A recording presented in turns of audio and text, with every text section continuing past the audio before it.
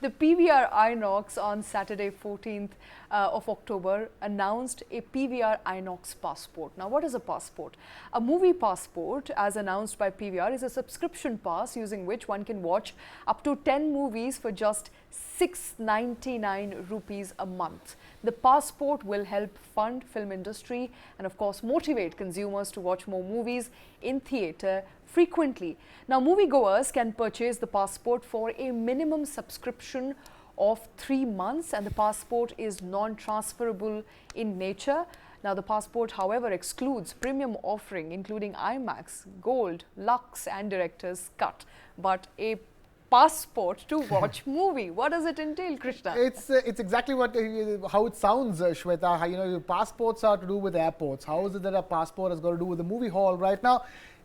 The simplest way to understand is the term that's used for these things, CRM, or customer retention and management. Movie theaters have recently seen a burst of movie goers coming back to the cinema halls because of blockbuster success of both international films and Indian films back to back. So the last quarter or so has been the best quarter in the last half a decade, or even in a decade, as far as footfalls are concerned.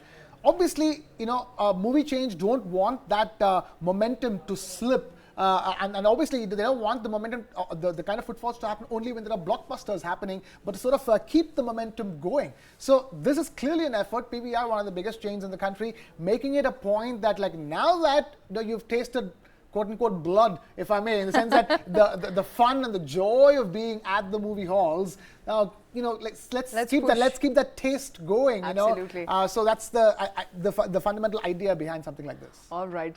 Karan Taurani, Senior VP, Elara Capital, joining us here on the show. Karan, thank you for taking time. Good to have you back. What sort of impact PVR is expecting? I mean, Krishna said this before we started the show, that this could be revolutionary, come to think of it. I don't know if 10 movies are launched every month. I don't know if somebody would be able to watch all 10 movies, but you pay 700 rupees and you watch 10 movies, which is 70 rupees a movie. This is groundbreaking. Yes, absolutely. I think, this clearly goes to show that fundamentally the business is under pressure as far as frequency is concerned, as far as, even content is concerned. So I think if you look at occupancy levels, we have seen certain quarters where the occupancy levels have breached pre-COVID or probably, moved closer to pre-COVID. But on a sustainable basis, I think, occupancies coming at these kind of levels of 28-30% on a quarterly basis seems to be a challenge, because it's only the large budget films which are doing well. Again, the point is that small, medium budget content is not doing as good as the large budget films. And you have close to 15 to 17 large budget films in the entire year. And you cannot really piggyback, just on those films doing well and driving occupancy and box office for the entire year. So I think this is a strategy to actually drive frequency, and in terms of target audience, they are looking at the youth, the housewife kind of audience who would want to visit cinemas. As you rightly said, I think there's a low likelihood of watching 10 movies in a month. But I think, we've got multiple genres now. We've got regional genres, we've got regional films which are dubbed in Hindi. We've got, English films which are dubbed in Hindi as well. So there could be a potential to watch at least 4 to 5 films a month. Nonetheless, it's a very good tactic to pull audiences back into cinemas and, drive some sort of efficiency, because occupancy levels typically on weekdays are less than half of what they are on weekends. And cinema is a high operating leverage business. More than 40% of their costs are fixed in nature. So whether 10 people come to the auditorium or 20 people come, it doesn't make a big difference to them as such. All right. And what sort of subscription is PVR Inox expecting at the moment? Has there been enough interest in the market just as yet? So I think if you look at the promotion, they've clearly mentioned that this kind of a plan is only for the first 20,000 customers. Now, if at all the number remains at 20,000, it will have a very minuscule impact in terms of the overall financials of the company, because, in terms of overall footfalls, this is less than 0.1% of the total footfall. So there's no impact if this scheme is limited to 20,000 people.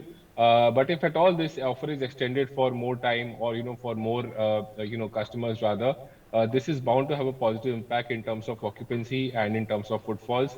It may not be as big a positive impact in terms of revenue, because ticket prices will come down close to about 15 to 20% on an average.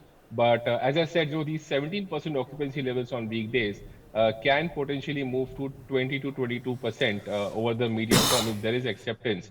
But the bigger caveat here is the content has to perform. I mean, the Right. content has to be up to the mark for people to come to cinema halls, so frequently.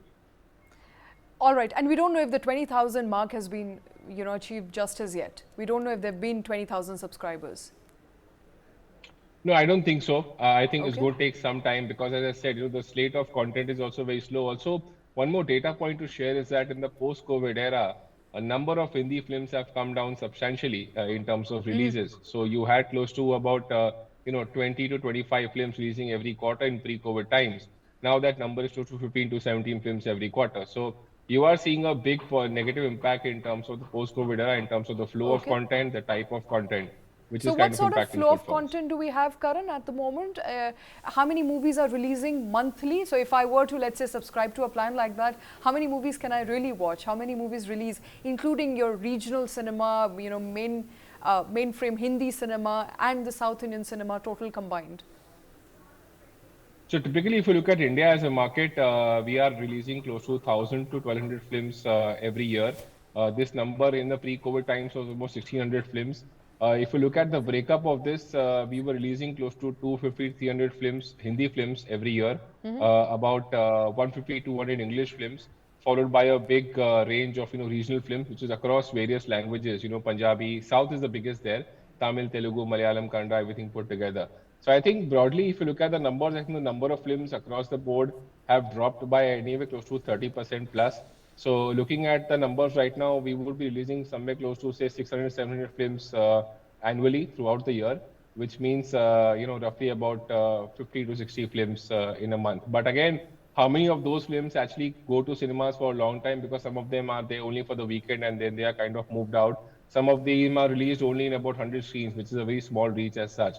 So I think if you look at the exact number, if you really want to take the numbers in terms of the films which are released at a reasonable scale, which is 500 screens plus as a scale in terms of size, you could potentially have on an average about 5 to 6 films every week, which is almost about 20, 25 films every month, which can be watched upon by the audience across various genres and languages. Right, Karan, this is Krishna here. The thing I want to ask you is that clearly last quarter was one of the best quarters for movie halls in India. You had a rush of blockbusters from Barbie, Oppenheimer to from Rocky Aur Rani, Prem Kahani to Jailer to Gadar 2 happening. It was a great quarter. It sort of brought back the audiences to the movie halls like never before. In that sense, do you think plans like these, this is one idea from PVR, more could be done to keep the sustain the momentum and keep pushing forward? Because at the end of the day, India is a consumption-based economy. The more we consume as Indians, from movies to everything, the better for us as an economy, isn't it? Yes, of course. I think they are making, all the moves possible to drive frequency, to drive footfalls. It all started off with Cinema Day, wherein ticket prices were offered at very cheap prices last year. Then they went through promotional offers, wherein ticket prices offered steep discounts. They even started buy one get one free. They even started unlimited popcorn, and now they started this subscription plan. So clearly, there is a pressure in terms of footfall, and the reasons is very clear.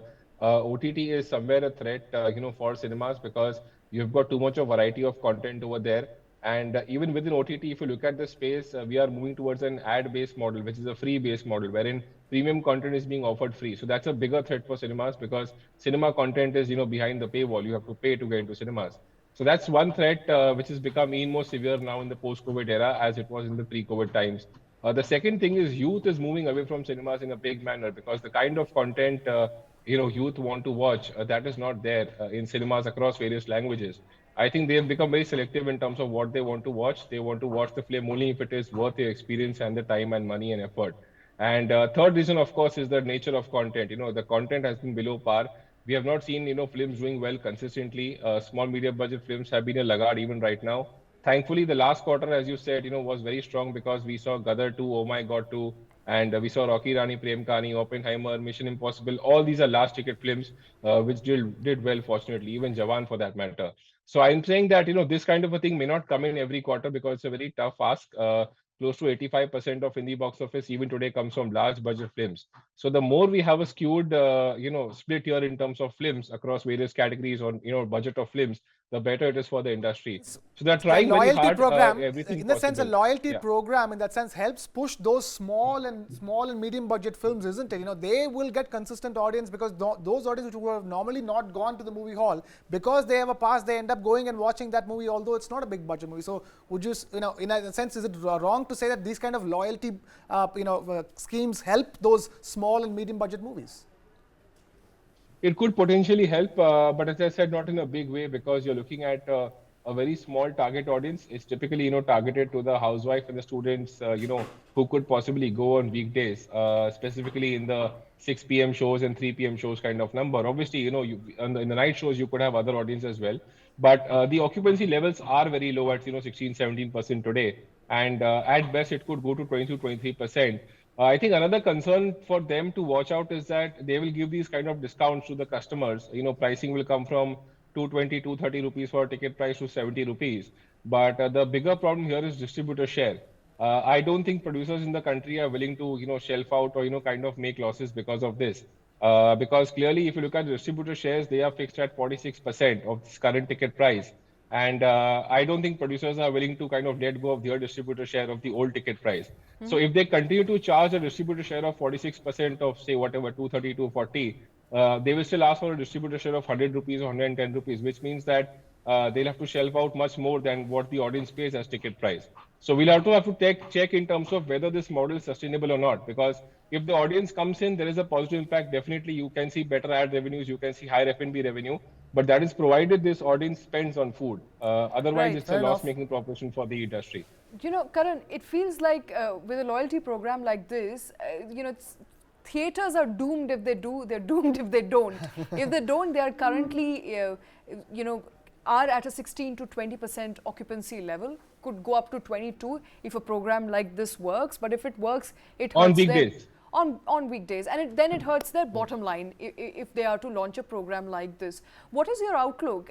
Would it be fair to say at this point that in a war between OTT and theatre goers, OTT has clearly won the game, or is there still hope in horizon? I don't think anybody's won the game here. I clearly believe that both are here to coexist.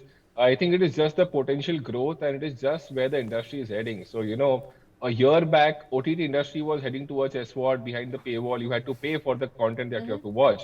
With Jio Cinema coming in, offering IPL free, with Disney Plus offering, World Cup free, I don't see ARPUs increasing on OTT, which means that other OTT platforms may not be able to raise prices, or even they might become free. So if that becomes the case, then you have more variety of content free of cost, which becomes even more tougher for cinema. So that's one thing which is there. Secondly, I think in terms of cinema, they are doing the right thing by trying out multiple things in terms of ticket prices. But I think dynamic ticket prices is the future. The only way they can come out of this entire thing is, if at all producers also start to cooperate in this matter, because I think ticket prices eventually have to be priced basis the nature of budget of the film. It could be priced basis the occupancy level in that particular theater. So if the occupancy is high, you charge a higher ticket price. It could be priced basis, off-peak hours, like, weekday, weekend kind of thing. So I think they could move in line with the aviation industry, where the Right. pricing is very different basis the demand. So, and plus this, the producers have to support them for a lower distributor share But or for a Karan, flexible isn't distributor share. dynamic pricing already happening? Has it already? It is already not- happening. Right. It is already happening, but in a very small manner. They just tried out this model about a month or 2 months back. But now I think they need to pick it up to more number of screens, and they need to do it more actively, because that is the way ahead. And dynamic pricing is happening by a very small margin today. So, for example, if you look at a small budget film, the pricing for that is 200 rupees on an average. For a large budget is almost 350, 300 rupees. I'm talking about the average ticket prices. The gap is only 40%. This gap has to widen further. So for a medium budget film or a small budget film, you could actually, give it for 100 rupees. But the Okay. point is, will the producer agree on that distributor share? Will the producer agree that, okay, fine, I'm okay to forego my distributor share. I'm okay to, propel more footfalls for my cinema. That's a big question mark. All right. I think it's going to be. I just have one thing to say at the end of it, before we Okay. wrap things up. There are so many question marks, but the one thing is that the joy of watching movies at the movie halls. It's one of the most classic things to do, and I think a lot of audiences are rediscovering the joy, anticipating a big release. Numbers are not telling that picture. Right, you have a Barbie and Oppenheimer. You saw the kind of excitement that got created. You see the kind of excitement South Indian films like Jailer created, Gadar 2 created, Rocky or Rani or Prem Kahani. People who haven't gone to the movie halls in a very long time. People are very skeptical about going to the movie halls. They finally got back to the movie halls. I am an optimistic person. All right. Right. On the back of a good quarter, I know the numbers don't sustain because the movie business is like that. You can't have a blockbuster every week or every 4 weeks. You know, if you get 10 blockbusters a year, it's considered a great year. So my hope here is that people rediscover the joy of stepping out of their homes and then they're not staying on their laptops. You know, and hoping that they watch shows like this and then go to the movie hall straight. All right, I'm not sure how happy they're going to be about dynamic pricing, though, having to pay 400 rupees to watch a movie and then 200 rupees to watch another movie. I think people are still likely to pay pay less to watch the same movie, or perhaps watch any other movie for that matter. Absolutely. But Karan, thank you very much for joining us. Thank you for those insights. Appreciate you taking time out.